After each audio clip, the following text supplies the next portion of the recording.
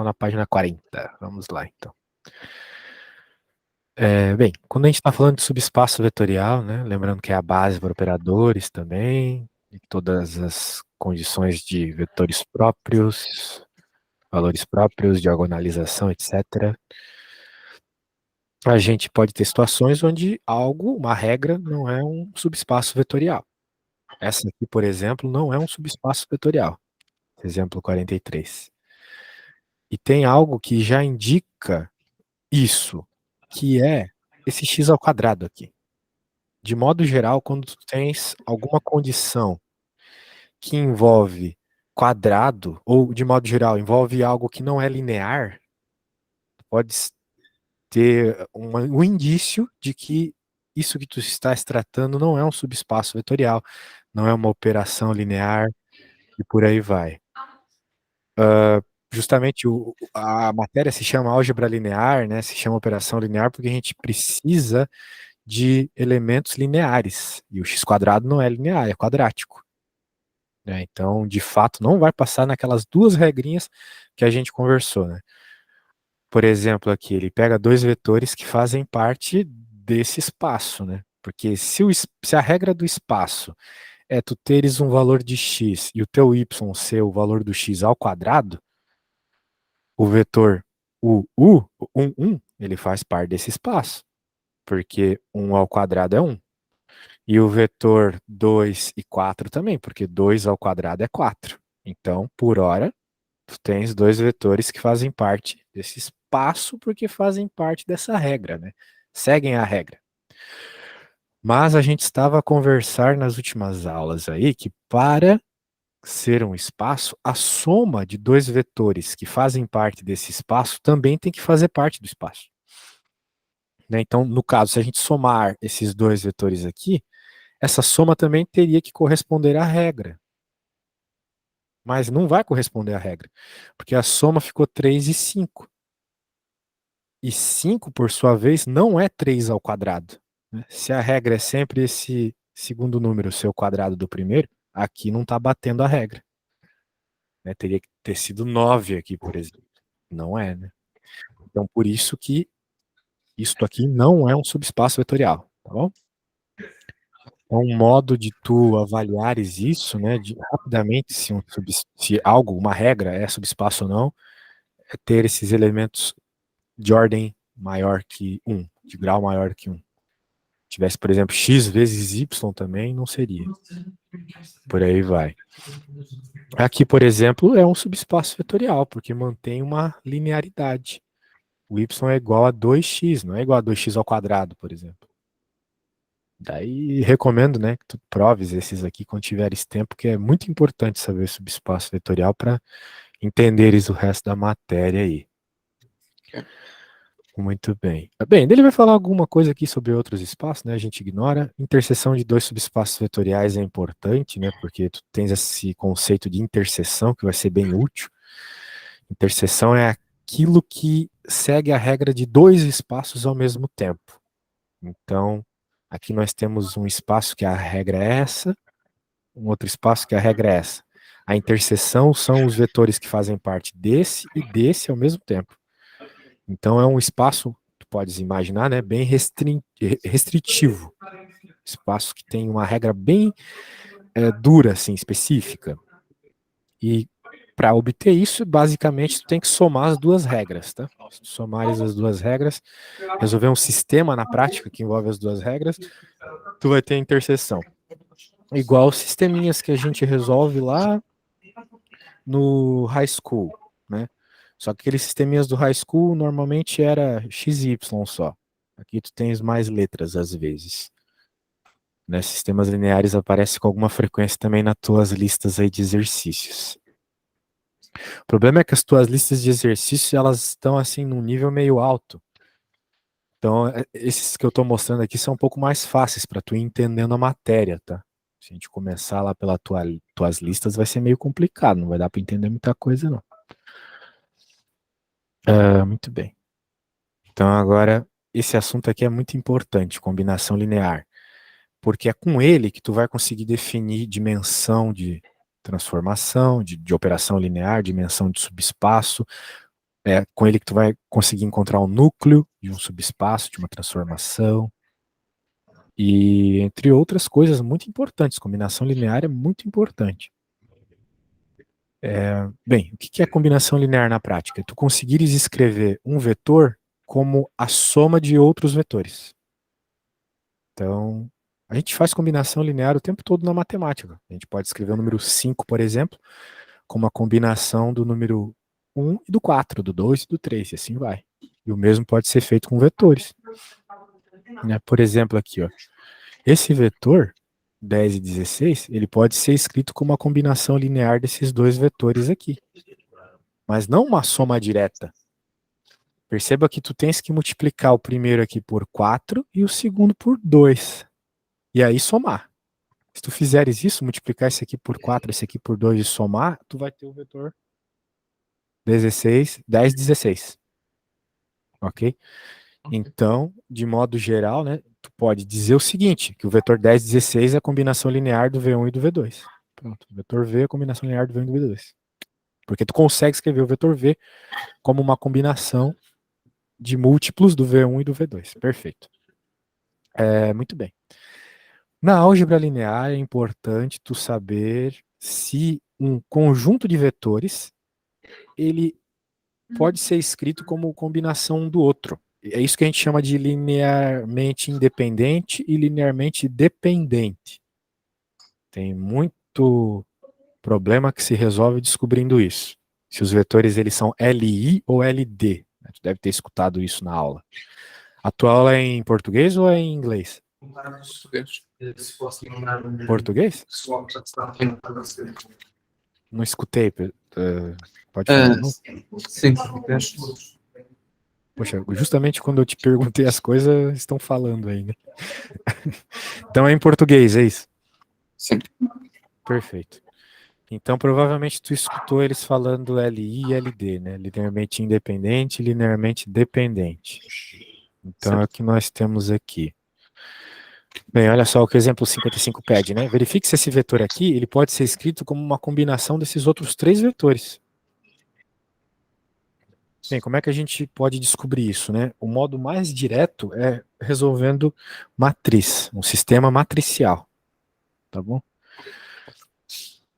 Então, para tu ver, né, como matriz é importante nesse assunto aí, cara. A gente falou rapidamente de matrizes por ser um assunto de secundário, né? Mas tem que estar com matriz na ponta da língua, sabendo tudo aqui. O que nós temos aqui, né? Olha só. Queremos saber se esse vetor é a combinação linear desses três. Então a gente escreve esse vetor aqui e coloca essas constantezinhas multiplicando eles, ó. Beleza, resolver esse sistema aqui não é nada fácil se a gente for fazer ponta a ponta, aqui, situação a situação, mas se tu escreveres uma matriz e escalonar ela, né, colocar na forma escada, as coisas ficam mais fáceis, ok?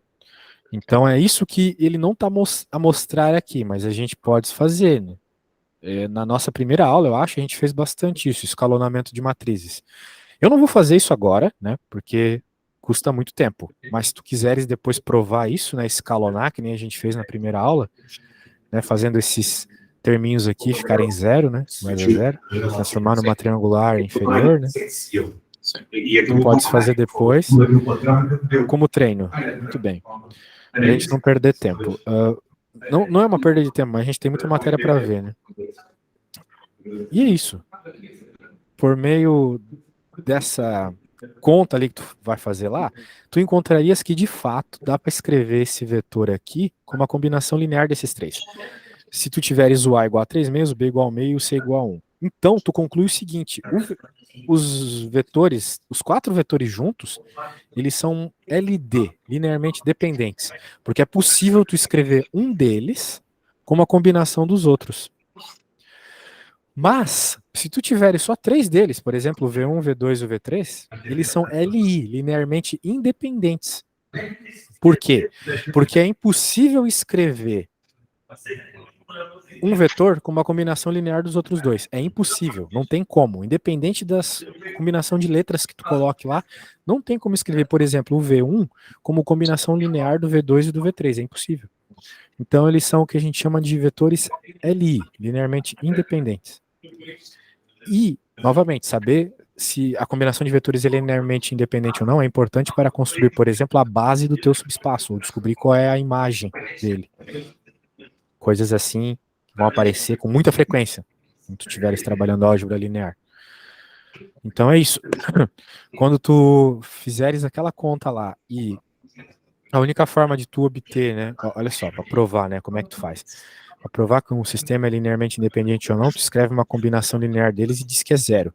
Se, agora é o ponto, se tu fizeres isso, e a única resposta possível para a combinação linear ser zero é se essas constantes que tu estás a colocar aqui na frente forem zero, que foi o que tu chegou aqui, ó, resolvendo essa conta aqui, é isso que tu tens mesmo, a única forma de tu obter zero como resposta é se o A, o B e o C forem zero. Se essa for a única possibilidade, então tu tem uma combinação linearmente independente, tá bom? É bom tu decorar isso. Tá na página 43, isso aqui vai aparecer com muita frequência. Tá? Porque poderia não ser o caso. Vamos ver uma situação onde não é o caso aqui. Aqui, ó. Essa situação não é o caso. Ele pergunta se essas três matrizes aqui, que também são vetores, né? Elas são LI ou LD. Daí o que ele faz? Ele multiplica por uma constante, cada uma das matrizes, e iguala a zero. Só que ao fazer isso, ele resolve o sistema e descobre que existe uma possibilidade de ser zero sem o A1, o A2 e o A3 serem zero. Se o A1 for igual a menos A3 e o A2 for igual a menos 2A3, também dá zero. Então, se isso aconteceu, não é linearmente independente, tá bom? A ideia é essa. Então, eu sei que eu falando assim, a coisa parece meio confusa, mas não dá para ficar fazendo essas contas, né? A gente já fez contas de matrizes na aula, tu viu que é bem longa, concorda comigo, Marco? Sim. A gente tem muita matéria para ver, né, cara? Eu gostaria de deixar tu fazendo as contas aqui, mas a gente precisa dar uma avançada no assunto. E quando tu tiveres um tempo, tu tens que refazer os problemas. Né? Pega ali, tenta entender o que ele pediu para fazer aqui e prova, né, o que ele está mostrando. Eu acho que é um bom estudo, uma boa tarefa para tu teres aí no teu tempo livre. Muito bem. Subespaço gerado. Utilizando aqueles conhecimentos, tu pode compreender o que determinados vetores geram. Né? Então, por exemplo, aqui, olha só.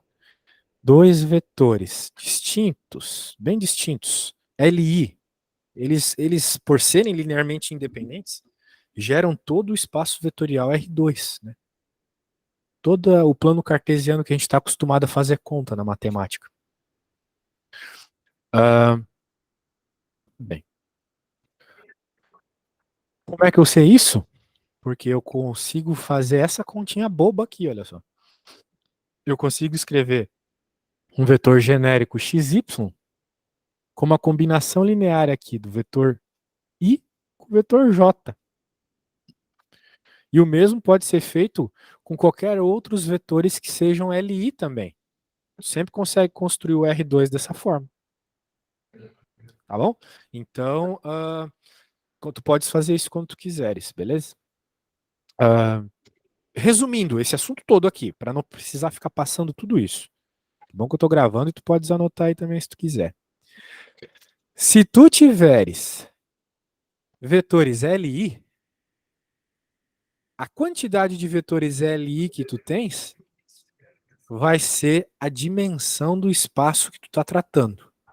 Ou seja, como no caso que eu te mostrei agora, a gente tinha dois vetores LI, o 1, 0 e o 0, 1, o espaço que eles formam tem dimensão 2, ou seja, o R2.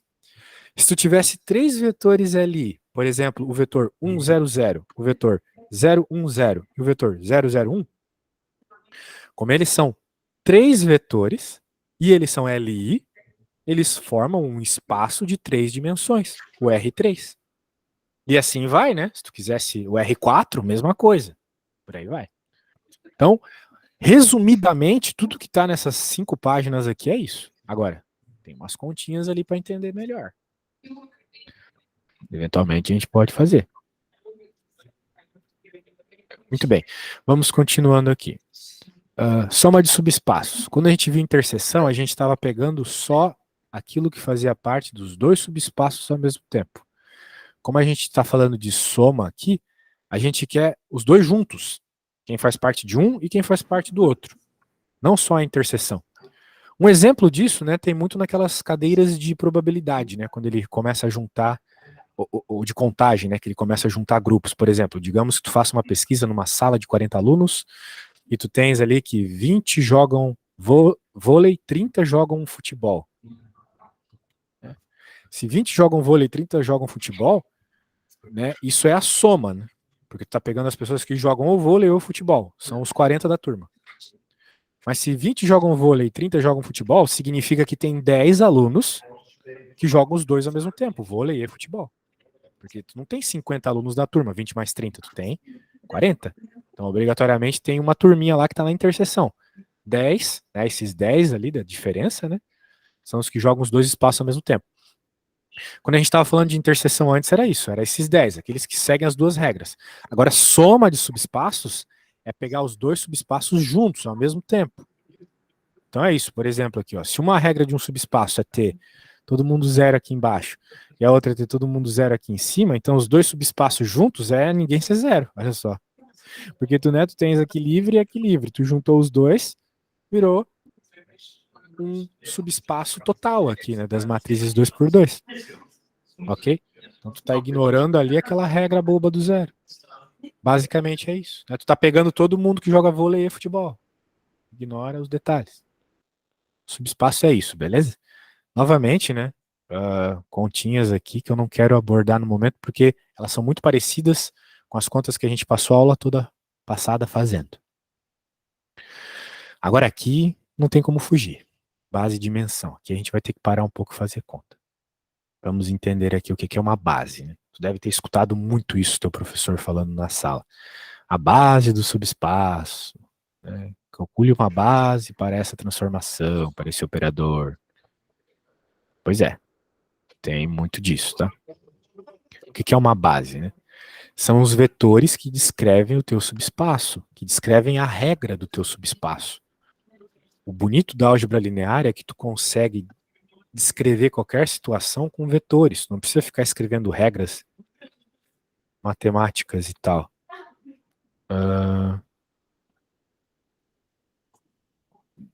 Doideira.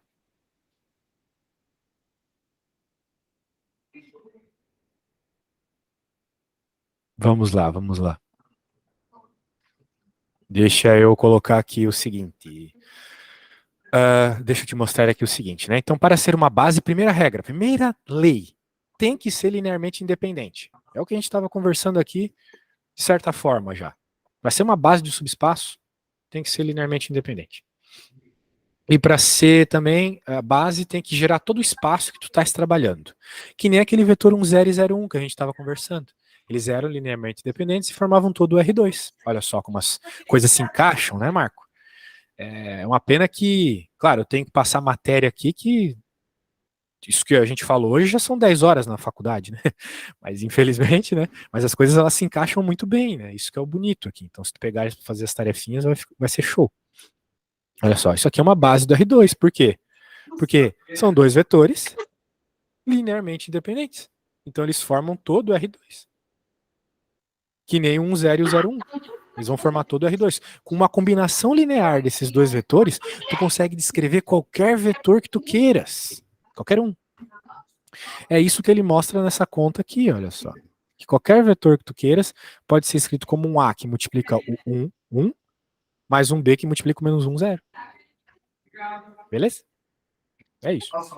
Então, resumindo aí, podes anotar. Né? Se for ali, tu pode descrever o espaço todo.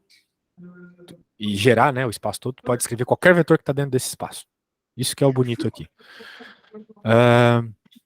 Agora já, por exemplo, esse aqui já não é base para R2.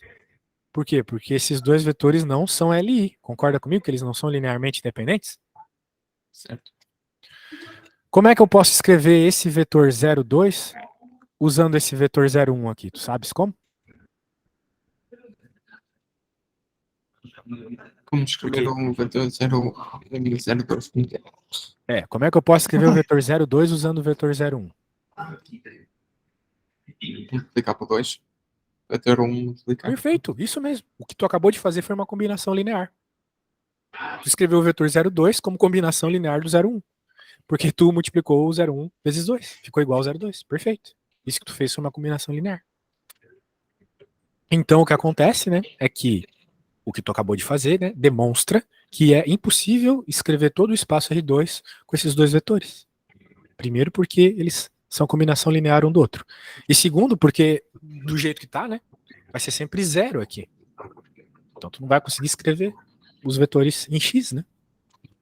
Tem como? Muito bem. Aqui tem outros exemplos, né? Claro, um pouquinho mais difíceis. A gente vai pular, é claro. Porque a gente tem uma outra coisa para fazer aqui, que eu acho mais interessante. Aqui tem um monte de teoremas que é importante saber também. A gente vai deixar de lado um pouquinho aqui, para que a gente consiga tirar a regra do subespaço. Vamos lá.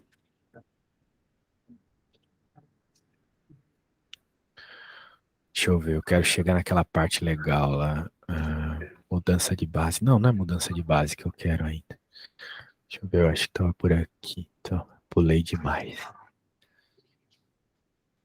Aqui, isso aqui, ó. Encontra uma base para o subespaço. Encontrar a base para o subespaço é a mesma coisa que encontrar a imagem de uma operação linear. Muito bem. O negócio é o seguinte. Como é que faz isso? Uma vez que tu tiveres a regra, né? E ele obteve a regra aqui somando, né? A regra virou. A regra do vetor genérico aqui desse espaço é isso. Encontrou a regra em formato de vetor, é só isolar as letrinhas. Tu encontrou a base. Pronto. A base para esse subespaço aqui é o vetor 1, 1, 0. Em outras palavras, qualquer vetor que faz parte desse subespaço vai ser múltiplo de 1, 1, 0. Isso é uma base. Só isso. Beleza? Então, cara, agora que a gente fez isso, vamos fazer o seguinte. Vamos voltar um pouco aqui nos exemplos anteriores e vamos encontrar. A gente estava na página 50, né? Vamos encontrar uma base para aqueles primeiros vetores que a gente trabalhou nas aulas passadas, para até tu ter um vínculo mais direto com as contas que tu estás fazendo. Ó, por exemplo, essa conta aqui. Vamos encontrar uma base para essa regra, para esse subespaço aqui. A gente já provou que isso é subespaço. Agora vamos encontrar uma regra, tá bom? Uma base de vetores para esse subespaço aqui que tem essa regra. Então, eu vou fazer um, depois tu vai fazer outro. Essa conta eu quero que tu faça também. Ó, como é que a gente vai encontrar essa base desse subespaço? É sempre por meio da regra. A gente tem essa regra aqui. Então, se eu, por exemplo, isolar o x na regra, eu tenho que o x é... Eu vou isolar o z, é mais legal isolar o z. Não faria diferença, tá? Só que eu acho mais bonito quando isolo. Só uma questão estética. Menos x menos y.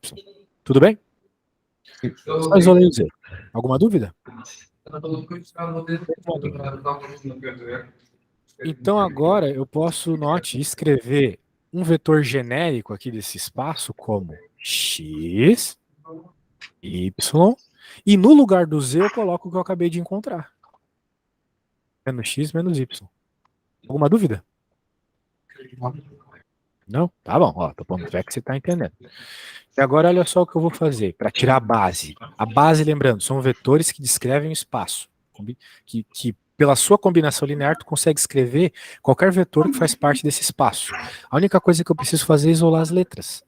Ó, vou isolar o x. Fica 1, como no meio aqui não tem x, é 0. E aqui como tem o x com menos na frente, né? Menos 1. Mais os vetores de y. 0, porque no primeiro termo não tem y. 1, porque tem um y aqui. E aqui como é menos y, menos 1. Logo, a base desse subespaço que a gente trabalhou ontem na aula são esses dois vetores. O vetor 1, 0 e menos 1 0, 1 e menos 1. Qual é o significado disso que a gente acabou de obter?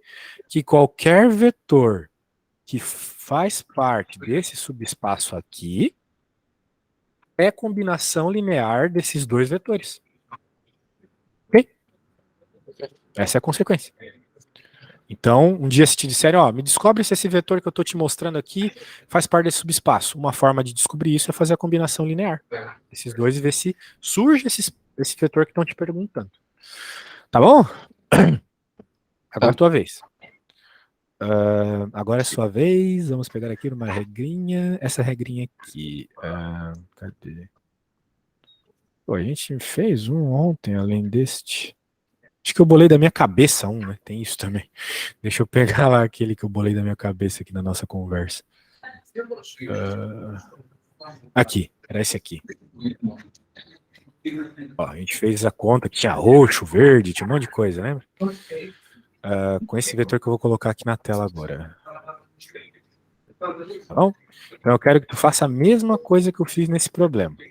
Tu vai isolar o Z, vai escrever o vetor genérico, que nem eu escrevi, e depois vai isolar as letrinhas, ok?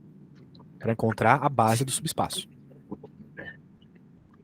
Eu vou te deixar fazendo isso um tempinho, né, para tu dar uma mastigada em tudo que eu falei hoje. E pronto. Daí eu vou no banheiro e na volta tu me diz como é que tá, beleza? Tá.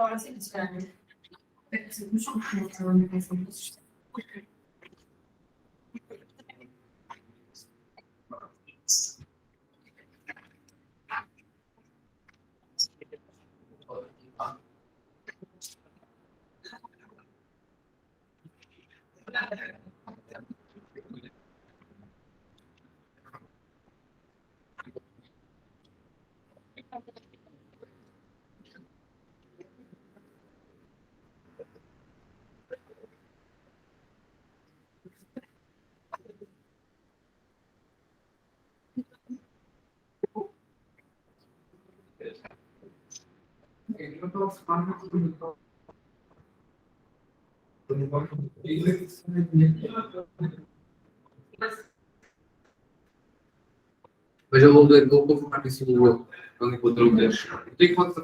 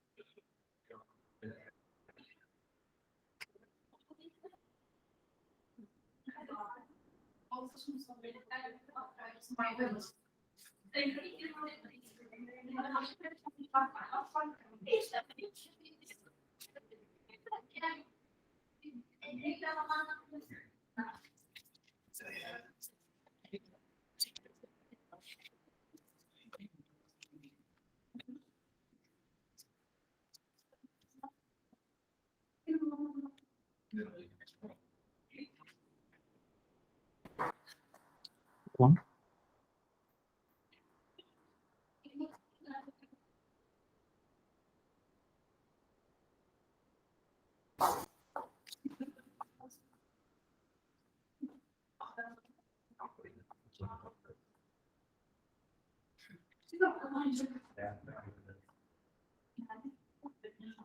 Voltei, desculpa a demora. Tomei um mal hoje no Mal. estômago. Ah, Vamos ver eu aqui. Eu mandei uma Eu foto tava com duas vendo a conta que tu coligações. fizeste. Tava bom. Sim. Acho que o Só nos certo é o ater aos direito. detalhes. Pronto. Vamos pegar aqui o que tu fizeste. Acho que o correto Diga. é o do direito, por causa nós queremos o menos Z. Então, eu é que realizei quando tinha cortado o primeiro. Então meti o segundo direito. Tinha que cuidar com o sinal só, né? Ali tu podia ter trocado o sinal de todo mundo, né? Isso aqui é matemática básica. Cuidado, Marco. Álgebra é uma matéria difícil. Tu não cuidares aqui com o sinal vai complicar. Né? Detalhezinho do sinal de menos aqui. Mas tu fez 2 casos, né? Bem, o problema não é nem a questão do sinal, né? Porque na prática, supostamente, se tu não tivesse errado aqui, ó, também seria negativo, o vetor, essa combinação e essa funcionariam, porque elas são múltiplas. O importante é que elas sejam LI. Isso não faria muita diferença. Só que tu fez uma coisa que eu definitivamente não fiz aqui, né? Tu colocou o 2x e o 3y aqui. Tá certo isso. Era x e y. Eu coloquei x e y aqui por causa um vetor genérico do espaço, entendeu? X e y. Daí o que aconteceu é que eu achei que, o x eu escolho um valor, o y eu escolho um valor. Mas o z, por causa da regra, sempre depende de x e de y. Então por isso que eu deixei o x normal aqui, o y normal aqui. E aqui eu deixei dependendo de x e de y, que foi a regra que eu encontrei. Então não era para tu ter colocado, resumindo, né? Não era para tu ter colocado 2x e 3y, era para ter colocado x e y só, entendeu? Sim. E o resto aqui tá certo daí. Essa outra parte tu pode ignorar. Também estaria certo se tu tivesse colocado x e y aqui. Também estaria certo. Mas seria um outro múltiplo da base, que também tá certo. Mas de modo geral a gente faz desse jeito, tá? Então cuidado com a motivação das coisas aqui, né? Por que eu deixei x e y? Justamente porque aqui tá x e y. Eu só tive que mudar o z por causa da regra, né? É essa. Então aqui tu não poderia ter mudado o x e o y, né? Tinha que mudar só o z. Entendeu mais ou menos a ideia? Perfeito. Perfeito, perfeito, perfeito. Então agora eu vou fazer um outro exercício, um pouco mais simples. Vamos ver se tu consegue sem erro, tá bom? Eu quero que tu me digas qual que é. Deixa eu só fazer o seguinte aqui. Deixa eu copiar uma coisinha. Tem olhado dessa vez também, né? Para ver como é que tu estás. Daí talvez na próxima aula a gente já possa ver matriz mudança de base e operações lineares. Aqui não vai ter o Z. Então vai ser no R2. E a regra vai ser sem o Z. Beleza? Sim. Bem parecido. Cuidado com os detalhes dessa vez, beleza? Sim.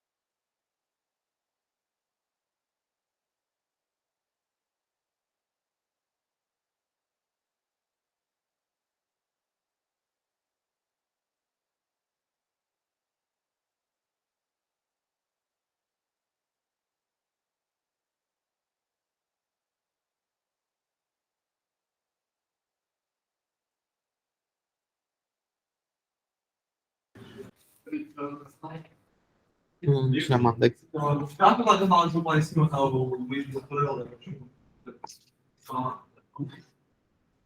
Já terminaste? Sim, Pode enviar, então. já enviei. Hum,